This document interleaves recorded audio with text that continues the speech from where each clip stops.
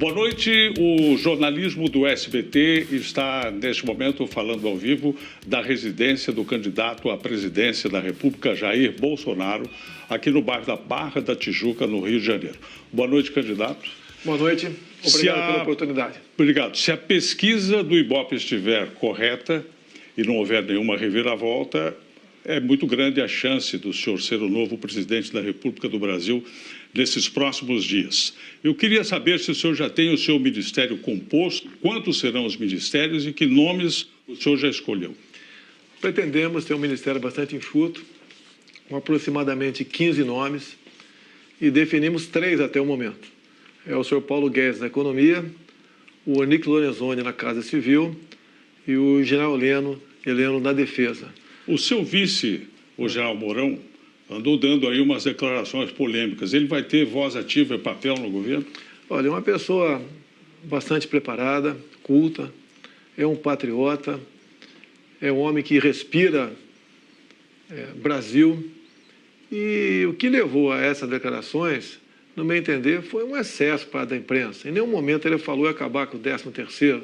Ele falou que a estrutura remuneratória nossa era uma jabuticaba. É uma força de expressão da parte dele, mas em nenhum momento ele falou, então, nisso ou acabar com o 13º salário. Boa parte do planejamento do seu provável governo está sendo feito por militares. O senhor não confia nos civis? Não, temos civis, né? Acabei de falar no Onyx Lorenzoni e o professor Paulo Guedes. Então, temos bons civis ao nosso lado, sim. Alguns pedem reserva, esperando acabar as eleições para poder anunciar o nome deles, para não sofrer retaliações no momento. Temos nomes que vão surpreender positivamente a sociedade, com toda certeza. Ou seja, o seu será não um governo militar, mas de militares, é isso? Olha, eu não sei por que o preconceito para com os militares. Os governos anteriores tinham lá terroristas, pessoas da pior estirpe. Em nenhum momento nós questionamos isso daí. Agora, os militares que, porventura, comporão o meu governo, não é por serem militares, e sim por sua capacidade de poder, naquela área, naquele ministério, fazer um bom trabalho. Você pode ver o nome que está sendo cogitado para a ciência e tecnologia é de um coronel da aeronáutica, Marcos Pontes, é o nosso astronauta. É um homem que tem um profundo conhecimento em ciência, tecnologia, e tem trabalhos prestados no Brasil, fora do Brasil, na NASA. Tá certo. Um homem realmente que tem tudo para ocupar esse ministério e, com iniciativa, fazer um bom trabalho. O senhor tem batido muito na tecla da insegurança pública, que de fato é algo que preocupa muito o Brasil hoje. Sim. O senhor falou ontem que gostaria que o país voltasse a ser como há 40, 50 anos em termos de segurança. Só que o Brasil é outro hoje. O crime ocupa até territórios dentro do país. A polícia está na defensiva. Como mudar essa situação não saindo da lei? Bem, primeiro, a gente não pretende sair da lei em hipótese alguma. Algumas mudanças nós queremos fazê-la no Código Penal. Não é apenas o policial, civil e militar. Nós também temos que ter excludente de ilicitude na legítima defesa da vida própria de terceiro e do patrimônio próprio ou de terceiro. Passa por aí. A questão do crime dito organizado. Você tem que ter um trabalho de inteligência para seguir o dinheiro. Ninguém faz nada sem dinheiro em lugar nenhum no mundo.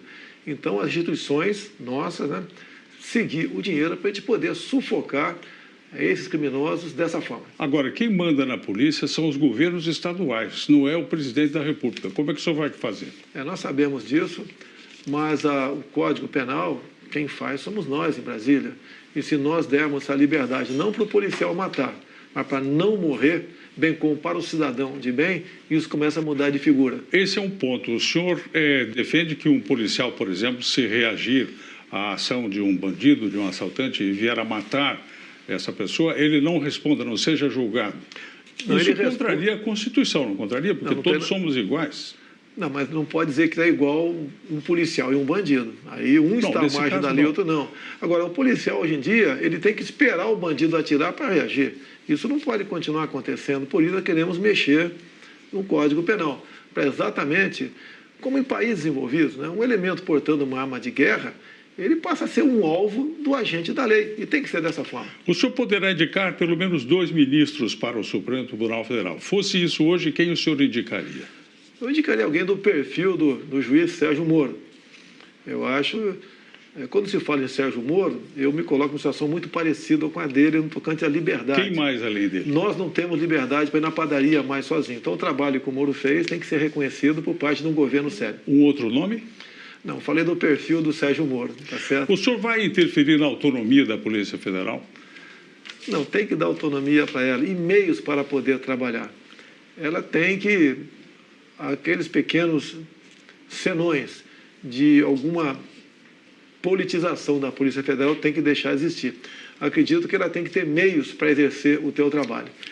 E, assim sendo, reforçá-la e fazer o máximo possível para que ela realmente continue dando satisfação à sociedade. Outro ponto importantíssimo é a questão da economia que o senhor confiou ao economista Paulo Guedes. Mas o fato é assim, independentemente de planejamento, quando o senhor assumir, haverá quase 13 milhões de brasileiros desempregados esperando uma resposta imediata. O que o senhor vai fazer?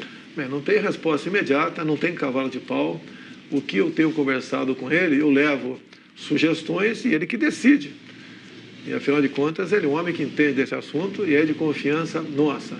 Nós temos que facilitar a vida de quem produz.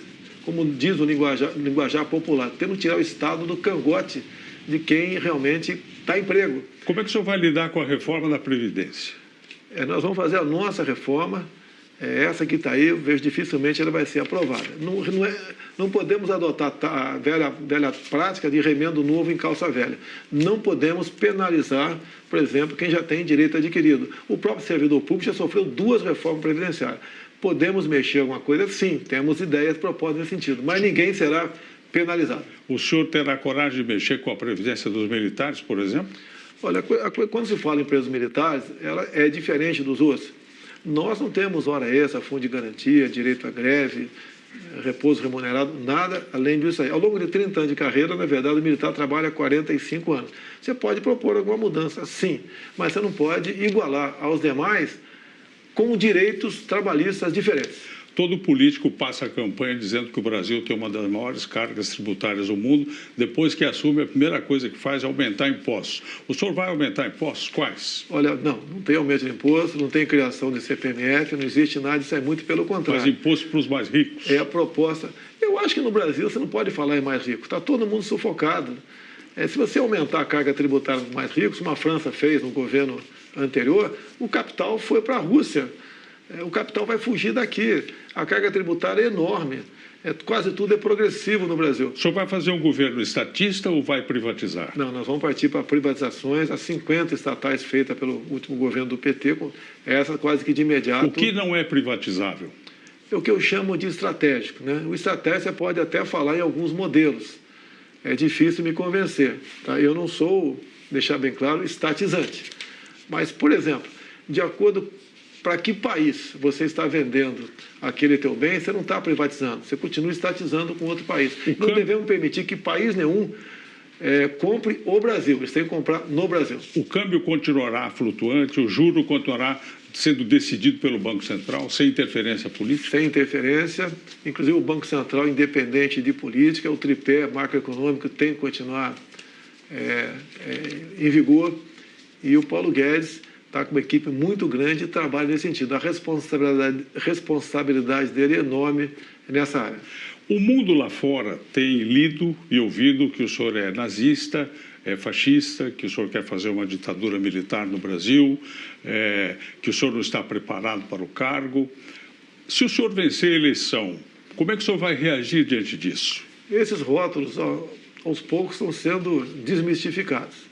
Faltou você falar aí, também misógino, entre tantos outros rótulos que eu recebi ao longo desse tempo todo. Não sou nada disso. Agora, o outro lado está disputando comigo, até no seu próprio plano de governo, diz no controle social da mídia, diz em aumentar o imposto de renda para a pessoa física, tá? Diz em criar mais estatais. Tá? Então, o outro lado é completamente oposto do meu. Esse rótulo também ter estatizante é porque eu sou militar e o período militar foi, sim, muito estatizante. Agora, por outro lado, quem faria uma Itaipu binacional se não fosse o Estado naquele momento? Então, nós vamos, sim, partir de uma política de privatização com responsabilidade que não só o sistema financeiro, bem como os brasileiros vão se orgulhar dessa nossa proposta. Muito obrigado. Passou depressa o nosso tempo. nós entrevistamos ao vivo aqui do Rio de Janeiro o candidato à presidência da República, Jair Bolsonaro. Uma boa noite ao senhor, muito obrigado. Muito obrigado. E vocês agora fiquem com